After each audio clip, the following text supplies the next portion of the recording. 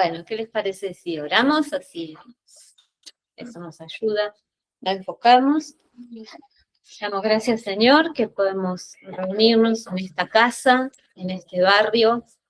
Gracias porque podemos disfrutar de la hermandad. Gracias por los niños que van a estar ahora con Cristal. Y es nuestro deseo, Señor, que ellos caminen en las obras, en los planes que vos tenés preparados para ellos, para nosotros, para cada uno. Y pedimos, Señor, la asistencia del Espíritu Santo ahora que nos ayude a expresarnos, a dejar de lado cualquier prejuicio y poder escuchar tu voz en medio nuestro. Vos que habitás en medio de la alabanza de tu pueblo, nosotros hemos estado con estas canciones expresándote lo que creemos, expresando la verdad a nosotros, a los ángeles, y creemos, Señor, que en esta tarde seremos edificados, nutridos, y escuchamos tu voz. En el nombre de Jesús, amén. Bueno, les decía que vamos a estar compartiendo, como venimos haciéndolo. Yo quiero arrancar a compartirles algo que estuvimos con Marce conversando en la semana y sacando en limpio. Un par de cosas que yo le decía, me fui a las escrituras, porque me acordaba algunas palabras que hemos leído en las escrituras, y después digo, ¿será tan así como había un poco de mi imaginación en lo que yo estaba diciendo? Entonces me fui a corroborar y encontré, si quieren buscar en Marcos, en el capítulo 10, en el versículo 27, hay una frase que se me remarcó, que se destacó. Marcos 10, 27, dice, mirándolo Jesús, dice, para con los hombres es imposible, pero no para con Dios, porque todas las cosas son posibles para con Dios. Y hay una nota en esta Biblia que aclara que lo que está diciendo acá es que en compañía de Dios todas las cosas son posibles. O sea que cuando dice para con Dios, significa que con Dios o en compañía de Dios. Claro, es como una idea de junto a Dios, con Dios, todas las cosas son posibles. Tengo un montón de cosas para compartirles, pero no quiero que se me escape este concepto, esta frase que viene a ser como una pieza más en este engranaje que vamos desarrollando de los vínculos. Dios siempre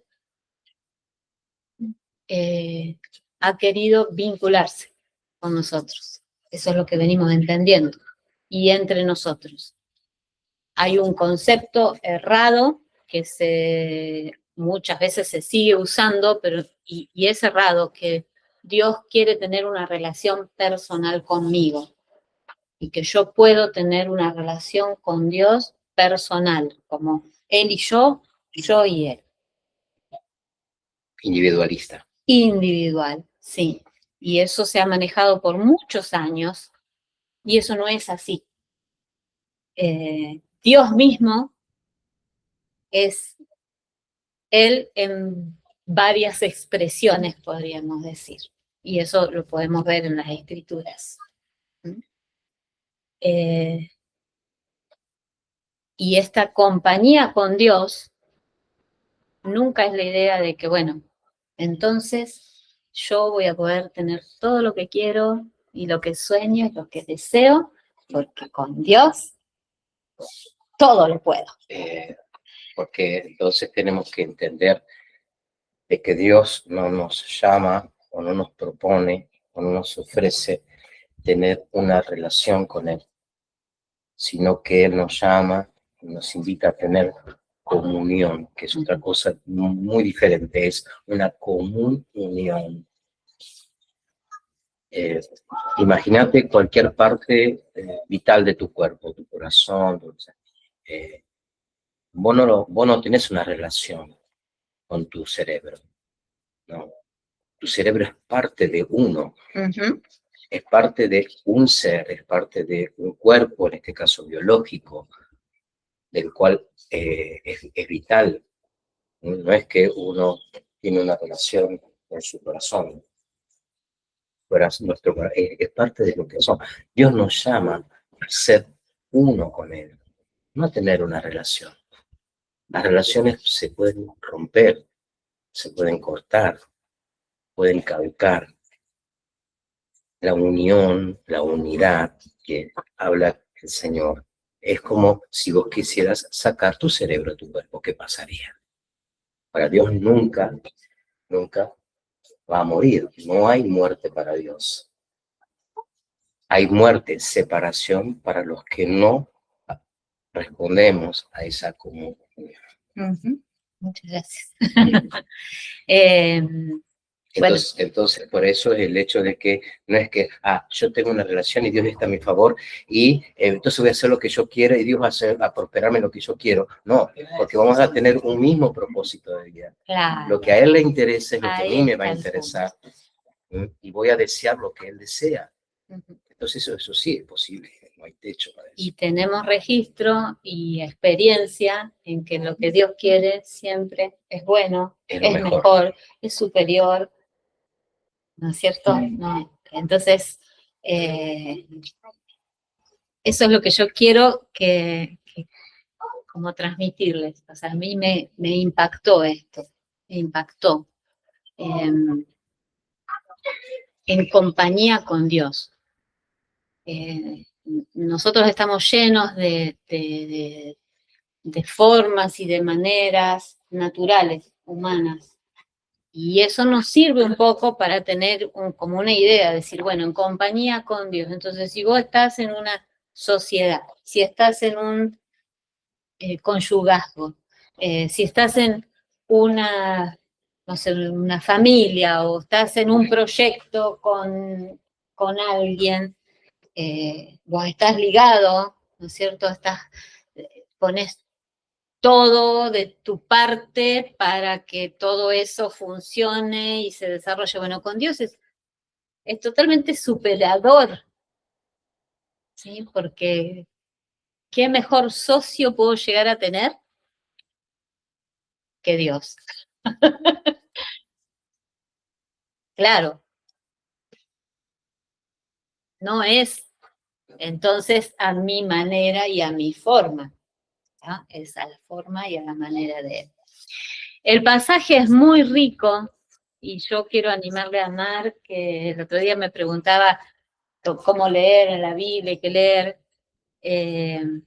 Este capítulo, del capítulo 10, es muy interesante, cuenta varias situaciones de la vida de Jesús en relación a la multitud que lo seguía, en relación a alguna persona en particular que se acerca a él, que tenemos el título que dice el joven rico, en relación a cómo él le habla a los que le seguían, a los discípulos, a los que habían dejado todo y se habían metido en compañía con él y estaban caminando juntos.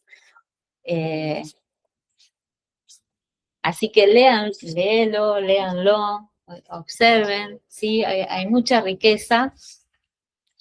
Jesús llega a decir esto que yo resalto, de que junto a los hombres es imposible, pero para con Dios todas las cosas son posibles. después de una situación en que un hombre, una persona se le acerca, y no sé si acá, pero en los otros evangelios, sí, acá dice, arrodillándose, se acerca o sea, reconociéndolo, lo llama maestro bueno, dice, ¿qué más tengo que hacer para hallar la vida? Y es interesante que se nota que de alguna forma Jesús se da cuenta que era honesto el clamor que le estaba haciendo, y él le dice, bueno, tenés que honrar a tu padre, un montón de cosas que las conocemos de los 10 mandamientos y de la ética y la moral. Y él dice, bueno, todo eso ya lo he hecho siempre. Y Jesús le dice, te falta algo más. Hay algo que tenés que ir y vender todas tus posesiones, o sea, deshacerte de todas tus riquezas, de tus tesoros, darlo a los pobres y seguirme. Y ahí entra lo que yo decía recién, o sea, en compañía con Dios no es como yo quiero, y como a mí me parece, sino es como a Él le parece, y como Él lo establece o lo determina. Y la historia es que este hombre se va triste, se va. No, como que no tomó la invitación, y no era cualquier invitación, era a ser parte de ese grupo íntimo de Jesús. Y bueno, Jesús sigue diciéndoles que qué difícil que es entrar en el reino de Dios, y ellos, los discípulos, los íntimos, quedan como asombrados, decir, bueno, entonces esto es re difícil, no se puede. Y Jesús les dice lo que yo les conté, y uno de ellos empieza a decirles, bueno, pero nosotros dejamos todo y te hemos seguido, y eso era cierto, era verdad. Y Jesús les dice, no hay quien haya dejado casa, hermanos o hermanas, madre o padre o hijos o tierras, por causa de mí, por causa del Evangelio, que no reciba 100 veces más. Ahora en este tiempo, casas, hermanos y hermanas, madres e hijos y tierras con persecuciones, y en el siglo venidero la vida eterna. Nunca dijo que no era posible para los ricos entrar al reino, porque eso también es una interpretación errada, porque era difícil. Y no está hablando solamente de los ricos, de los millonarios, porque vieron que dice el que deja. Claro, está hablando de eso que nosotros valoramos y nos apropiamos como nuestro. Esto es el mío, y es mi tesoro, y es por lo que yo... Sí, escuchaba, ¿me permitís? Sí, dale, ayúdame. Escuchábamos juntos hoy a un hermano decir que cuando Cristo deja de ser el centro en la humanidad, entonces el hombre se cree propietario de todo.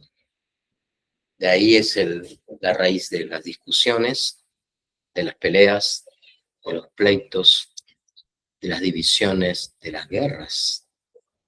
Cada país interpreta qué es lo que es suyo, y que el otro país quizás interpreta que no, que eso le pertenece a él.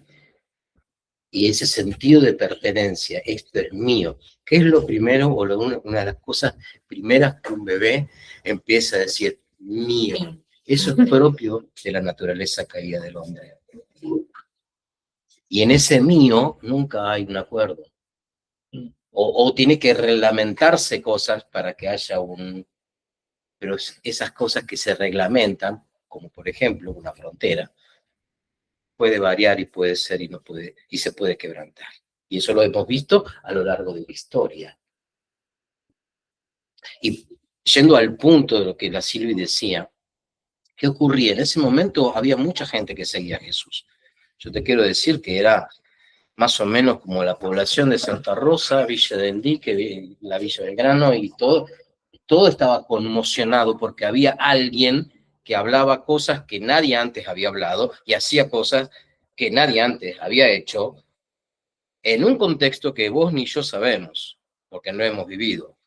Había sobre el pueblo un imperio que lo oprimía. Entonces todos estaban esperando un libertador. Todos estaban esperando. Entonces de repente aparece Jesús en escena. Y Jesús comienza a decir cosas muy tremendas e interesantes, pero totalmente locas para mucha gente. No eran lo que esperaban. Pero entre toda esa cantidad de gente que estaba buscando y veía quienes veían las señales de la sanidad, y bueno, ¿cuántos enfermos lo seguían? Un montón. En los que veían las señales de la multiplicación de pan y peces, ¿y cuánta gente pasaba hambre en ese tiempo? Un montón. Entonces todos seguían a Jesús por algo. De repente aparece un hombre que se postra y que le hace una pregunta que nadie antes le había hecho a Jesús. ¿Qué puedo hacer? ¿Qué más me falta para tener la vida eterna? Seguramente esta persona, que no sabemos el nombre, obvio había sabido y había escuchado de la fama de Jesús, y muy posiblemente lo habría escuchado de lejos, alguna palabra que haya dicho, ya sea en el templo o en el monte, y lo habrá escuchado decir algo de la vida eterna, porque Jesús tenía eso que nosotros decimos, hablar loco para que nadie esperara, y él hablaba sobre la vida eterna. Entonces dijo, bueno, acá hay algo diferente. Entonces va y se postra delante, diciendo, yo te reconozco que sos un maestro, un rabí. Y dice, rabí bueno, maestro bueno, rabí bueno. Y no es cualquier cosa. Vos y yo decimos bueno para cualquier cosa. Esto está bueno, no, esto no está bueno. Pero para el judío decir bueno había uno solo y era Dios. Entonces cuando Jesús escucha que este hombre dice, maestro bueno, Jesús entiende que había un grado de revelación en esta persona, de quién era él. No era simplemente un revolucionario que venía a hablar sobre la libertad del imperio romano o de las sanidades o resoluciones de conflictos humanos. Había algo diferente. Maestro bueno. Entonces Jesús le dice, ¿por qué me llamas bueno? Bueno, solo hay uno, Dios. O sea, ¿me estás reconociendo como Dios? Entonces él dice, ¿qué puedo hacer para la vida eterna? Entonces, ¿has seguido la ley? ¿Qué es la ley? ¿Qué es lo que tenían? Ahora, este hombre había cumplido la ley. Lo dice, da testimonio, cumplió la ley. Esto lo he seguido desde mi juventud. Pero él mismo, este hombre sabía que algo le faltaba. Y a veces nos pasa de que vamos haciendo las cosas a nuestra forma, a nuestra manera, y le metemos ficha, y damos muchas ganas, pero sabemos que algo nos falta. Entonces dice, Jesús le responde, si quieres ser perfecto, perfecto en las escrituras significa maduro. Si querés avanzar un nivel más en esto, vende todo lo que tenés. Abandona todo y seguime. Jesús no le respondió nunca, mira, para tener la vida eterna tienes que hacer esto. Nunca le dijo eso. Simplemente le dijo, vende todo y seguime. En algún momento se te revelará. Porque la vida eterna es Él. La vida eterna es Él. Entonces la pregunta está, ¿qué es lo que nos impide descubrir la vida eterna? Experimentar la vida eterna. Porque la vida eterna no es vivir para siempre. La vida eterna no es, me voy al cielo y vivo para siempre. La vida eterna está hablando de una vida plena. Hablando de la vida de Dios. La vida de Dios. Que hasta nos cuesta poder ponerla en calificativo porque el vocabulario humano es muy limitado. Como algo que está sujeto a tiempo y espacio como nuestro hablar puede describir lo eterno. Es imposible. Por eso, a Dios no lo podemos describir, solo podemos experimentarlo. Y para experimentar la vida de Dios, tiene que hacer lo que hizo este hombre. O lo mejor dicho, lo que se le propuso hacer este hombre que no lo hizo. Dejar todo. Dejar todo. Yo tengo un pasaje que es un versículo que está, te digo el lugar si lo quieres anotar, no lo leas, es un solo versículo. Es en Mateo, capítulo 6.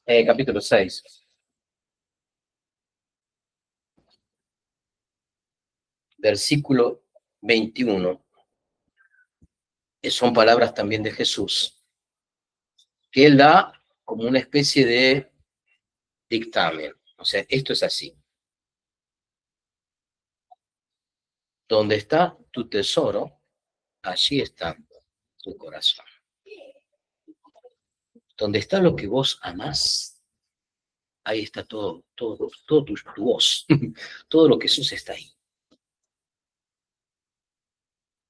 Ahora, para poder experimentar la plenitud de esta vida que no se puede describir, el que debe ser nuestro tesoro es Él y no otras cosas.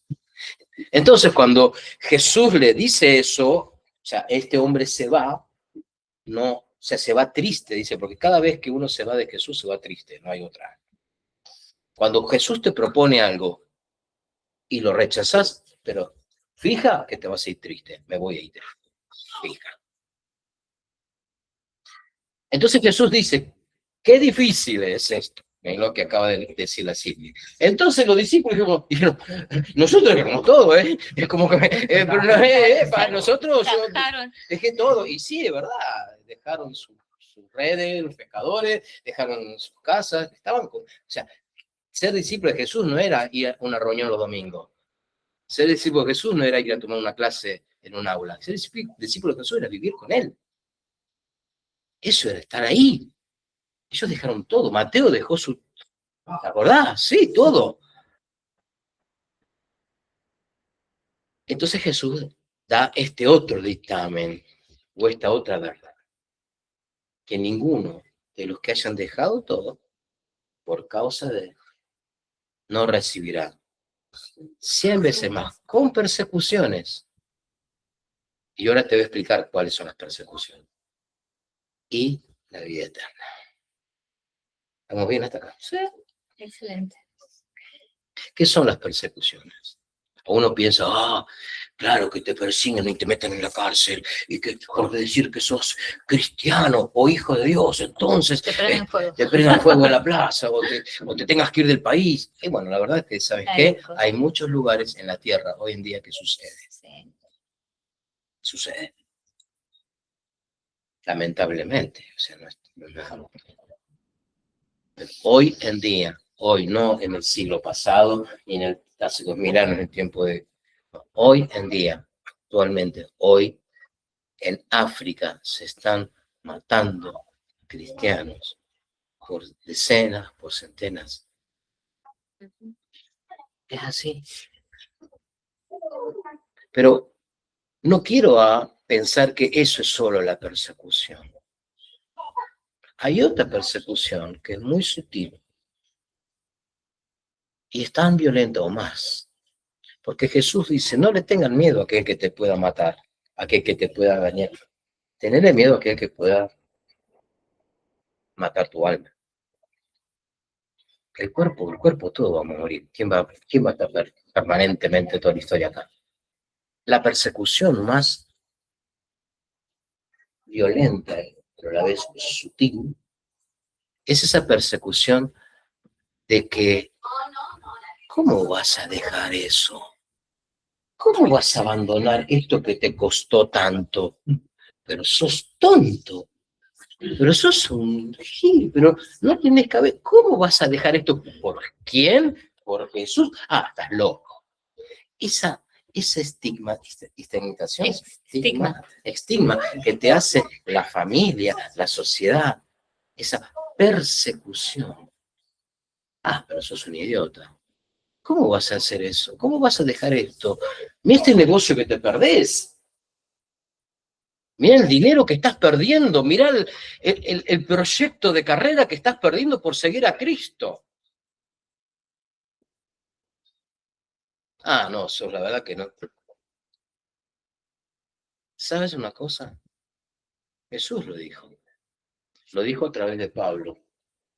Su espíritu lo dice en las Escrituras.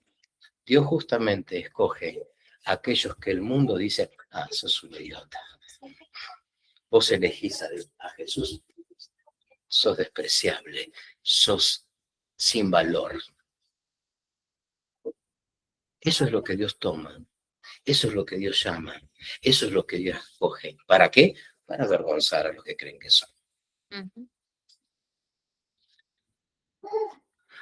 Yo no te voy a decir que dejes ni tus estudios, ni tu trabajo, ni nada. Eso no estamos hablando de eso. Estamos hablando de que todo aquello que compita con el amor de Dios en mi corazón me lleva a un camino de muerte que yo debo romper. Entregarlo todo. A veces tiene que ver con relaciones interpersonales que llegan a ser un tesoro para mí. Que si me falta, no sé qué voy a hacer el día que se vaya. ¿Has escuchado esta frase alguna vez? Y eso es un ancla que te hunde hasta lo más profundo del mar de la desesperación.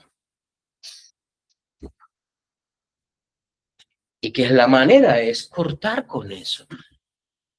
Que voy a dejar a mi esposa no. Se trata de acá. O a mi mamá, aquel que deja padre, madre, hermano, casa. Está hablando de aquello que quiere ocupar el lugar, que es solamente Dios. Porque fuiste creado, creada, para que Él ocupe ese lugar. A ver, no es que le hacemos un favor a Dios amándolo. ¿Viste el engranaje? ¿Viste lo que son los engranajes? ¿Sabes lo que es un engranaje? El engranaje está diseñado para encajar diente con diente. Si hay engranaje de diferente medida, por más que hasta aparenta ser igual, y no encaja, no encaja. Y la cosa no funciona. Nuestro engranaje interno está diseñado y creado para que encajemos justo con el engranaje de Dios. Y no hay sustituto, no hay plan B, no hay genérico acá. No vale lo mismo algo que no sea lo original. Es trucho. Toda otra propuesta es trucha. Dios nos creó. A diferencia de otros líderes religiosos de la historia, que hubo muchísimos, vuelvo a repetir la frase, lo voy a decir más lento. A diferencia de otros líderes religiosos que hubo a lo largo de la historia de la humanidad, en todas las civilizaciones y lugares del planeta, Jesús, primero, no es un líder religioso. Jesús es la vida. Es muy diferente. No es un profeta especial, no es un elegido solamente. Él es la vida. Los demás, todos, absolutamente todos, murieron y están muertos. Hoy estamos hablando de la vida de ser. Él no permaneció muerto. Y porque Él vive es que es posible que nosotros vivamos lo sobrenatural de la vida Zoe, la vida de Dios. ¿Por qué sobrenatural? No estoy hablando de algo sobrenatural como muchas veces uno piensa, paranormal, no, es algo que está sobre lo natural que conocemos. ¿Qué es lo natural que conocemos? Lo que tocamos, lo que oímos, lo que gustamos, o sea, lo que vemos, lo que nuestros sentidos nos conectan con este mundo físico y natural. La vida de Dios está sobre esto.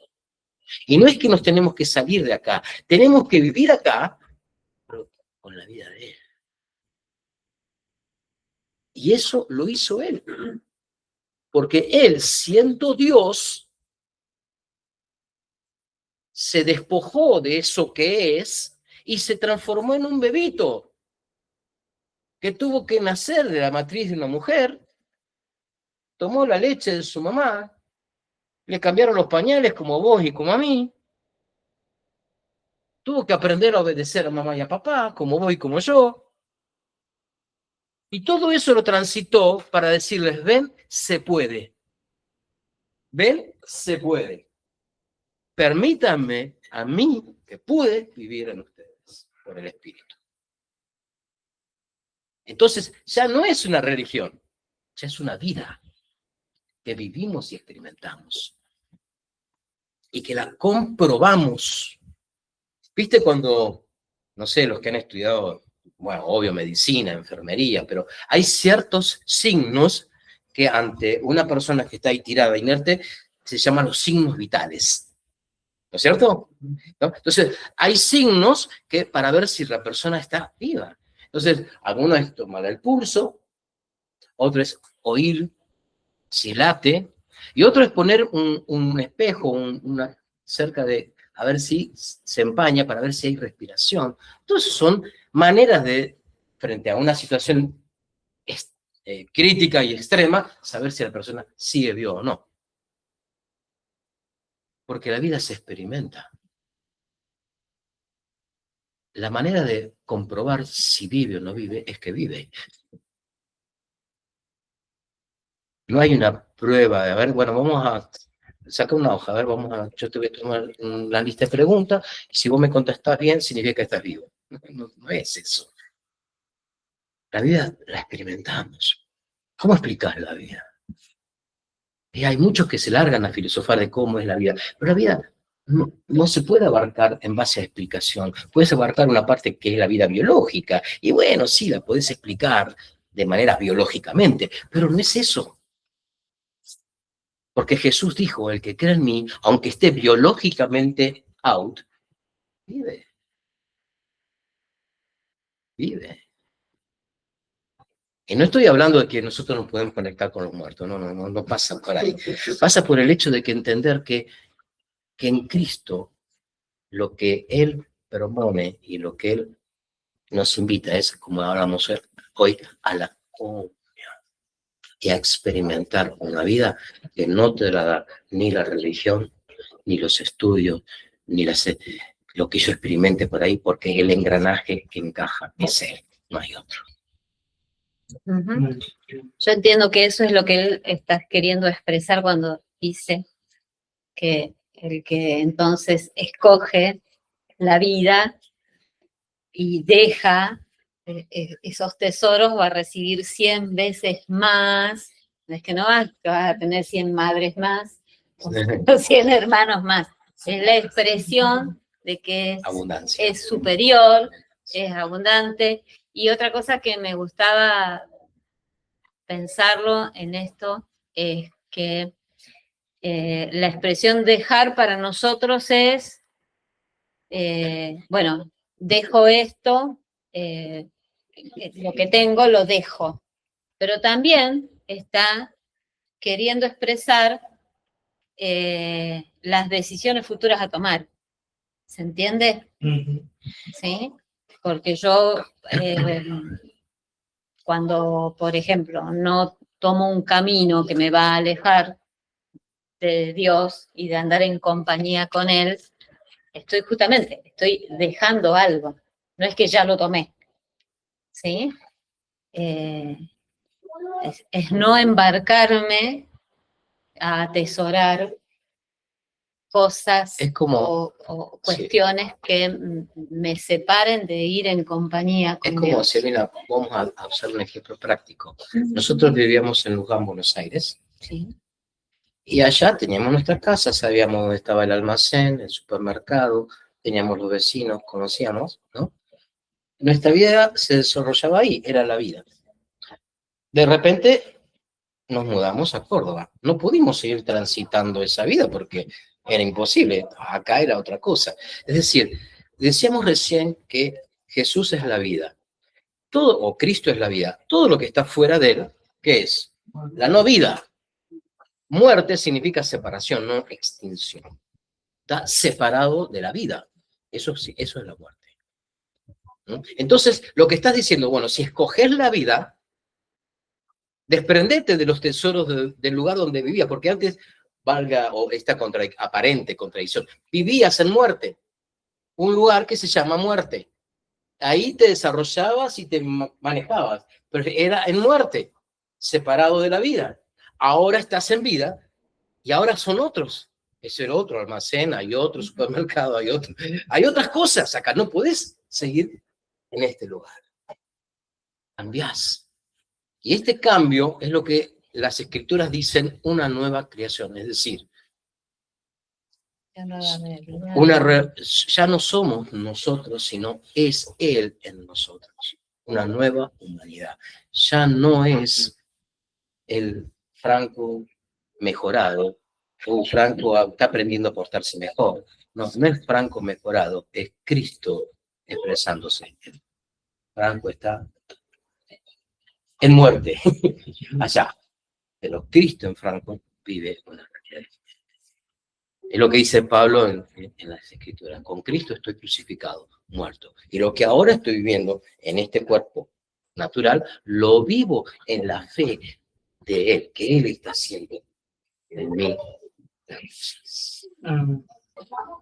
Yo, para cerrar, porque es algo que también he estado recibiendo, leyendo en Hechos, un episodio que sucede con Pablo, resumiendo todo lo que había leído, luego de tener y de experimentar esta vida, parte del propósito que nosotros tenemos como hijos y como iglesia es testificar, es dar a conocer todo lo que el Señor, o sea, en un principio el Señor hace y cambia cosas en nosotros, vivimos y experimentamos en el día a día en el cuerpo, y eso lo testificamos no solamente, como decíamos, en una reunión o entre nosotros, sino en nuestro andar diario.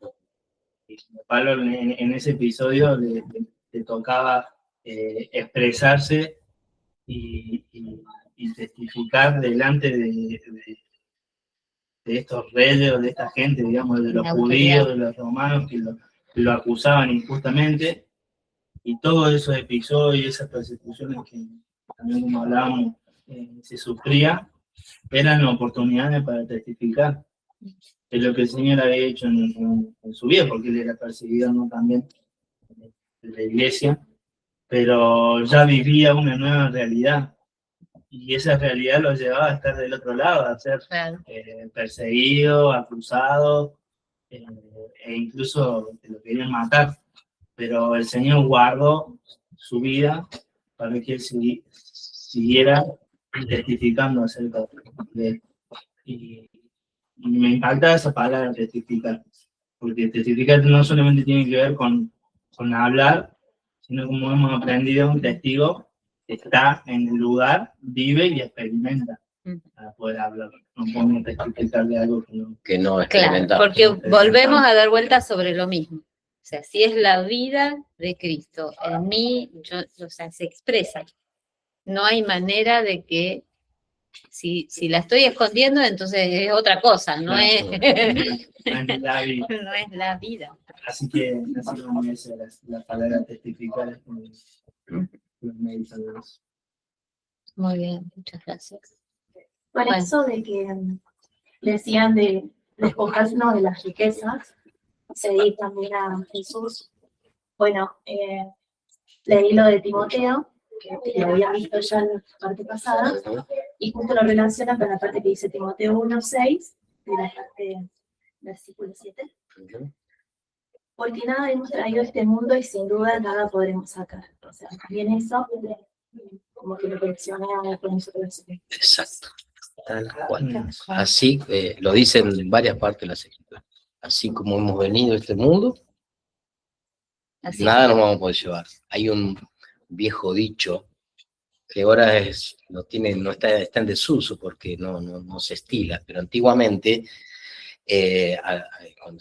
cuando había un muerto y se hacía un velorio, se lo lavaba, que se le ponía como una especie de vestido o algo así, hombre y mujer, ¿no? Una cosa, eso se llama mortaja. La mortaja. Y el dicho es que la mortaja no tiene bolsillo. Es decir, no podemos llevarnos nada. Hoy no se usa esto, pero bueno, es un dicho que nos habla de esta verdad. Entonces, atesorarnos o aferrarnos a algo que es temporal, que no es más que esto. El día que esto... Claro, claro, claro, claro. También decía en el versículo de Mateo, digo de los posteriores, y lo relaciona con un dicho. Los últimos serán los primeros serán los últimos. Sí, Sí. sí. Claro, es lo que decía ahí. Sí, sí. Sí. Es la manera de valorar, o de valoración, mejor dicho, que tiene Dios. Hoy escuchamos algo también muy bueno que es muy real. En un momento Jesús le dice a los que estaban con él, al discípulo, dice, nadie los engañe ni se turben. Confíen en Dios, confíen en mí. ¿Qué pasa con la turbación? ¿Qué es la turbación? La turbación es confusión. La turbación es un estado de inseguridad interna y de preocupación, y estás turbado. ¿Y qué es lo que produce la turbación? ¿O qué es lo que me quita la turbación? Justamente la posibilidad de ver el ver. Entonces, cuando yo estoy turbado porque hay engaños que yo me estoy tragando y el enemigo o el sistema me engaña con sus valores diferentes. Por ejemplo, valés porque según el estatus que maneja el mundo sos valioso, pero cuando no estás dentro de ese margen, no sos descartable o ya no valés. ¿Cómo ve Dios? Entonces, que nadie nos engañe, porque el engaño lo que primero produce a nosotros es turbación. Ahora, ¿cómo evitamos ser engañados? Escuchando su voz. Nosotros pasamos gran cantidad de horas de nuestro día, de la semana, escuchando voces. Escuchando voces de nuestra familia, escuchando voces de la gente en la calle, escuchando cosas o viendo. Voces, estoy hablando de toda la información que recibimos todo el tiempo. Y si prestas atención, y no estoy hablando de la mala intención de los que nos rodean, sino de una corriente que así como el río, ¿viste? Corriente viene y arrasa con todo, procura implantar en nosotros su verdad. Esto es todo el tiempo bombardeándonos. Todo el tiempo bombardeándonos. Por eso es importante que nosotros tengamos, y invirtiendo en nuestro tiempo, invirtiendo espacio para escuchar la voz de Dios. Escuchar su voz. ¿Cómo la escuchamos? Bueno, una parte es esta. Otra parte es en la semana, como decía, tener contacto con la hermandad, leer las escrituras y preguntarle cosas a Dios. Cosas que tengan onda, es decir. Por ejemplo, está ese ejemplo, ¿no? Que dice que Jesús le dice a los fariseos, ¿no?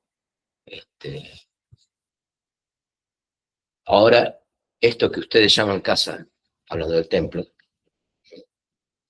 va a ser desierta.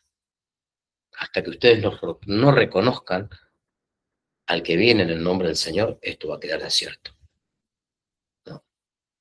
Y está hablando del templo, de todo eso, de tesoro religioso, que ellos, su identidad de judíos. Se da media vuelta, se va con los discípulos y vuelve al otro día y los discípulos dicen, mira qué lindas piedras. O sea, estaban los discípulos ahí y no entendieron nada. Entonces ahí es donde Jesús dice, esto no va a quedar en pie, nada. O sea, que las preguntas que le hagamos al Señor tengan que ver con lo que Él dice. Si Él dice esto, va a haber rumores, guerras y rumores de guerra. Tenemos que orar para que la guerra no nos ataque. Si Dios ya dijo que va a venir. Entonces, pregúntale, Señor, ¿qué es esto? Por ejemplo, una buena pregunta es hacer la pregunta que hizo el judío este, que al final, Señor, ¿cómo experimento tu vida? Otra cosa es, en vez de hacer preguntas, es pedir ayuda. Yo muchas veces digo, Señor, ayúdame, porque yo solo no lo capto. No, me cuesta, o sea, y de repente aparece o una palabra de un hermano, o aparece que escucho algo, o de repente le digo, ¡ah! Acá está. Darle ese espacio a Dios para que Él nos hable.